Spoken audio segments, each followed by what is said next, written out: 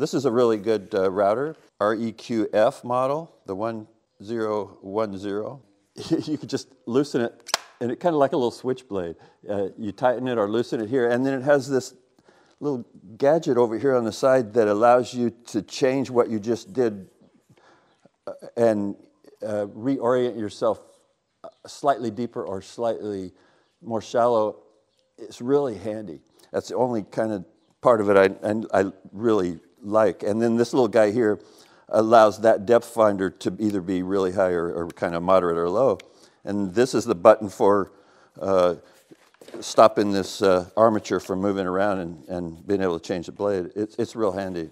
Veneer is so beautiful, but it is so hard to work with if you're a newbie. And I consider myself a newbie for the last 20 years because it's so hard. So this is a Joos Press. It's a used veneer press, works off of pneumatic pressure, has a bunch of hoses underneath it that kind of crisscross and fill up and allows this bottom piece to rise against this. This thing is so heavy I couldn't lift it with the forklift, so I had to roll it in here. Good thing it has rollers. It weighs about 5,000 pounds, they say. This is the bottom platen. It rolls out to this far, and I have a piece of Mylar on it because I don't like to put the butter on this thing to make it not stick. It just is one more kind of goo I have to buy, and this Mylar I've had on there for years, and it just seems like it never wears out. It's 220 electric heated. It's got electrodes in this platen, and this platen, they're aluminum, they're anodized. And on this side is the business end where you set the pressure with this knob, and then there's a button here you got to push. I built a little button pusher to close it because it wants you to stand there with your finger on it forever, and I just don't like to do that. This guy's kind of broken over here, this safety thing, so I keep messing with that. It's a cripple. It's a cripple, but it keeps working. I called the company when I had some problems with it a few years back, and they said, that thing's still working? All of its brothers and sisters have all been retired. And so I guess I'm lucky that it's still working at all. Okay, this machine is a Minimax 55 stroke sander. This thing is reversible. It'll go forward or backwards. Probably shouldn't turn it backwards while it's going forwards, but it does that.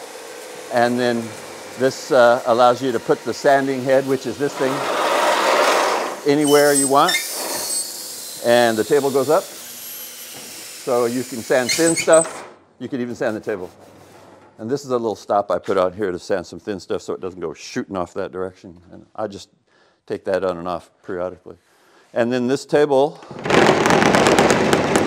can be unlocked and moved down in order to accommodate longer boards. So I can take a roller table and put it in here and then just roll it out, turn it around and roll it back in and sand a really long one. This is the sanding belt. It's 270 inches, 6 inches wide. This is 80. And I just kind of hang them on the back of the machine because they're $30 a piece. And until they're used up, you got to just keep using them. Slippery block. I call it a slippery block. It's probably something else. It's a piece of wood that has fabric that's been infused with graphite. And it acts as a back pad. It's what this has on the back of it as well. This is a piece of that material, just like this. And so you can use this on the belt. You just got to be careful because it could suck you up into this end. I have ran over my finger before with a belt when an item rolled, and it sanded all the way to the bone on an 80 grit. Fortunately, I regrew that skin with some honey, some medical grade honey, and the VA gave it to me. This is probably the most used dangerous tool that I have in the shop. It's a Laguna 24-inch bandsaw. I use a 1 1/4 blade with 3/4 tooth per inch. That means there's not 1 tooth per inch, but a little closer than that. My choice is just to stick with one blade. I very seldom do any real small circles, and if I do, I just take them little pieces at a time. These are not the guides that came on it. These guides are ceramic. They're not roller guides. They're friction guides. The roller guides keep clogging up, and stopping and the bearings fail. And the friction guides are ceramic inside this aluminum housing, and they do wear out, but it takes forever. And sometimes you'll break one, but I just bought like 30 of those little inserts that go in here, and I just keep them in a tray, and I just keep shoving them in. Now, they will vibrate out and start working their way towards the business end of the blades, but if you just put a little contact cement on them before you shove them in there, they stay, and it's easy to get out for the next change. So this little guy opens with the pretty wide door. All the business merchandise is right here. You got easy access to get your blade in and out. I don't have a little device here that sticks in here to make the table secure in this joint. I lost that some time ago, so who cares? I still get my blades in and out the kerf. I don't seem to be bothered by it. This is, I don't know what you call it, chop saw, a cutoff saw, a radial saw. It does have the ability to cut on radiuses. It's really handy for that. It's still quite a dangerous tool. If you fail to put something into the block appropriately, if there's any space in there, it will jam that and make a huge noise and shatter that piece.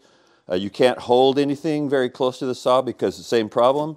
So don't put your hands kind of closer than about this line here is what I'm thinking.